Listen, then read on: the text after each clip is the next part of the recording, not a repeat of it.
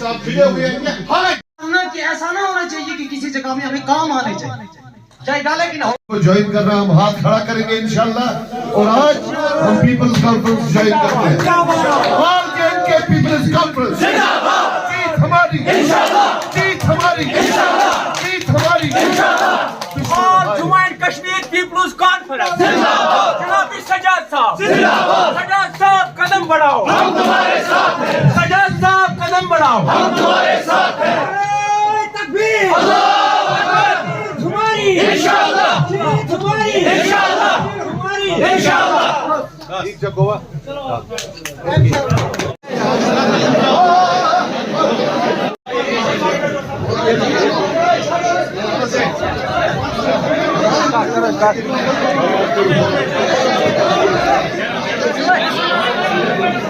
के साथ भिड़े हुए हैं।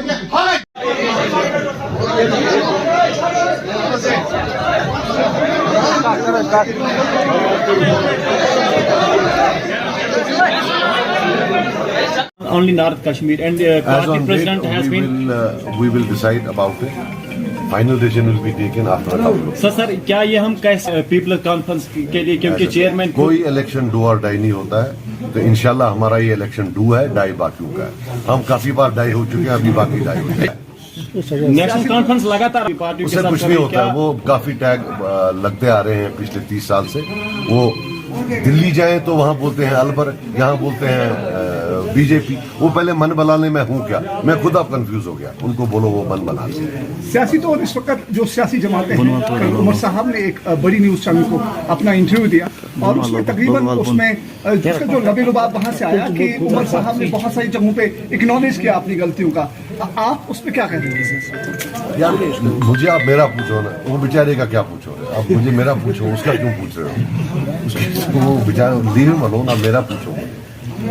नॉर्थ कश्मीर से सजाद गनी लोना बाज़ाब्ता तौर पर जो कैंडिडेट नामिनेट हुए हैं, तो आप मुझे बताइए कि आपका मुकाबला जो है नेशनल कॉन्फ्रेंस भी है, पीडीपी में मैदान में है, लेकिन कहा जा रहा है कि उन्होंने जो है माजी में काफ़ी गलतियां की हैं जिन्हें आप हमेशा दोहराते हैं। तो आपको क्या लग रहा है आज वही गलतियां जो है उनका खमियाजा उन्हें भुगतना पड़ेगा? देखिए मेरी बात सुनिए, ये एक सिंपल सी बात है। स्टेट चली गई, 370 चला गया, 35 से चला गया। आज हम यूनियन टेरिटरी और 5 साल से इलेक्शन नहीं हुए। जब हम जवाब ढूंढेंगे, मेरे को भी जवाब देना पड़ेगा। लेकिन मैंने सिर्फ 2.5 साल, एक पशुपालन मंत्री था मैं 2.5 साल। जिन लोगों ने 20, 30, 40 साल हुकूमत की है, जवाब तो ज्यादा उनसे मांगा जाएगा। सो ये मैं, हमें कोई जाती जिद नहीं है नेशनल कॉन्फ्रेंस का, लेकिन जिस हालत में हम हैं, नेशनल कॉन्फ्रेंस नहीं कह सकती कि मेरा इसमें कोई रोल है। उनका बाज़ाब्ता रोल है, क्योंकि 31 साल लगभग 50% के टाइम जो है हुकूमत उनके पास थी। इसलिए हम उनसे उनको तनकीद नहीं करते, उनसे सवाल पूछते हैं और हम ये उम्मीद रखते हैं कि वो सवालों का वो जवाब देंगे।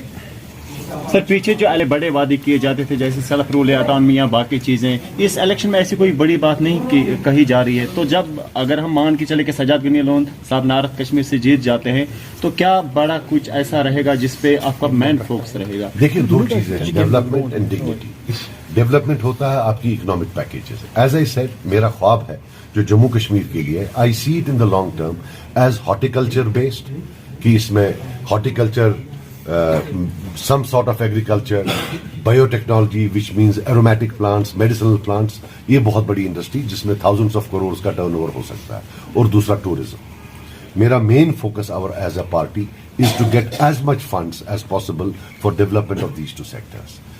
फिर दूसरा है डिग्निटी। डिग्निटी ये हम समझते हैं कि जो जम्मू कश्मीर का बच्चा है, उसको आप उसी कानून से तोलिए जो गुजरात के बच्चा, कर्नाटका का बच्चा, दिल्ली का बच्चा हो, जो यहां एक एक्स्ट्राऑर्डिनरी जो इन्होंने सेट ऑफ रूल्स बना के रखा है जम्मू कश्मीर के बच्चों के लिए, बिलखुसूस जो ये कल्चर ऑफ पुलिस सर्टिफिकेट्स है, और किस police certificate on what basis, वो डिग्निटी की बात है कि भाई अगर एक खानदान में एक बंदा कहीं इन्वॉल्व था, तो उसके भाई को, उसके बाप को, उसके बेटे को, उसकी बेटी को, बहन के बेटे को, भाई के बेटे को, किसी को नहीं मिलेगी। और ये हमारा कोई बाहर का नहीं है, ये इन्हीं सरकारों ने ये कानून बनाया।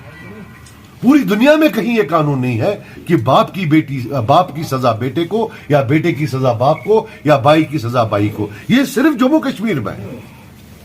जवाब हम चाहते हैं कि आज जो नौजवान है, आपको नहीं पता, मुझे नहीं लगता आपको प्रॉब्लम है या नहीं, लेकिन हमारे पास सैकड़ों प्रॉब्लम रोज आती है, डजन्स ऑफ देम, जहां बच्चे को नौकरी मिलती है लेकिन उसको पुलिस सर्टिफिकेट नहीं मिलती है। वो बोलता है सर मैं तो तब पैदा ही नहीं हुआ था जब मेरे फादर से कोई गलती हुई। Is anybody talking about it? ये इशू नहीं है क्या? Emotional slogans are over. आप इलेक्शन लड़िए on the basis of what people face in their day-to-day lives, and I will do what it takes to ensure that we have the same set of laws as in any other state in India. You cannot have special coercive laws just for the youths of J&K. That I promise you. Sir, कल उमर अब्दुल्ला साहब ने वाजपेयी के साथ अगर वो होते तो फिर काम करते, तो तब के बीजेपी और अब के बीजेपी में उसके हिसाब से क्या फर्क है? आपको क्या लग रहा है? देखो यार, उमर साहब को अल्लाह ताला ने माफ किया है, उसको सर्टिफिकेट है, वो कुछ भी कर सकता है, वो कुछ भी कर सकता है, वो जन्नत की सर्टिफिकेट दे सकता है, सफाई की, वो कुछ भी कर सकता है, उसका आप छोड़ दो। देखो मैं नहीं बोलना चाहता, वो मेरा हरीफ है, लेकिन फिर ये बोलते हैं कि भाई ये गाली गलौज करता है, वो टरबाज है, वो बहुत टर मारता है। अब ये मुझे आप बताओ, वाजपेयी साहब और मोदी साहब में क्या फर्क है? वाजपेयी साहब ने इंटरनल ऑटोनॉमी का रेजोल्यूशन रिजेक्ट नहीं किया। वाजपेयी साहब ने पार्लियामेंट में नहीं बोला अगर हमारे पास बहुमत होता तो हम 370 को हटा देते। उनके टाइम में क्या कई बड़े कांड नहीं हुए, उन्हें कोई एक्शन लिया क्या? कौन सा फर्क है? मींस कि उमर साहब का जो मसला है बीजेपी के साथ, ये आइडियोलॉजिकल नहीं है, ये पर्सनल है। उनका प्रॉब्लम हिंदुत्व से नहीं है, उनका प्रॉब्लम यह है कि उनको मोदी जी शायद घास नहीं डालते हैं, वाजपेयी साहब घास डालते थे। कल कोई और आएगा, वो घास डालेगा, उधर चले जाएंगे। इसमें क्या है? 370 की बात देख रहे हैं। मैं कह रहा हूं कि अगर वो ला सकते हैं, सिर्फ लोगों को बोले कि कैसे लाए। एक जो है आईनी रोड मैप दे कि वो कैसे लाएंगे, क्योंकि देना पार्लियामेंट ने है, देना पार्लियामेंट ने। तो मैं आपको बता दूं कि मुझे याद है आज से 2 साल पहले, 1.5 साल पहले मुझे एक वर्कर आया, बोला सर हमने सुना है, नेशनल कॉन्फ्रेंस वाले बोलते हैं कि जो सीटें सजाद साहब को आएंगी ये इस्तेमाल की जाएंगी असेंबली में एक रेजोल्यूशन पास करने के लिए, जो सुप्रीम कोर्ट भेजा जाएगा, क्योंकि तब खबर थी कि असेंबली इलेक्शन में। तो ये झूठ उन्होंने डाल दिया कि जी रेजोल्यूशन पास होगा वो असेंबली जाएगा। फिर सुप्रीम कोर्ट ने फैसला भी सुना दिया। उनको अगर लगता है कि देखो, क्योंकि इनके 3 MP वहां होते हुए 370 लिया, वो कुछ तो कर पाएगा। अब अगर इनका कोई MP गया, अगर गया, वो कैसे वापस लाएगा, वो इनको लोगों को समझाना चाहिए। झूठ नहीं चलेगा, कितना झूठ बोलेंगे। आपके हिसाब से अभी लग रहा है कि उनकी तरफ से कोई MP अब कश्मीर से जाएगा?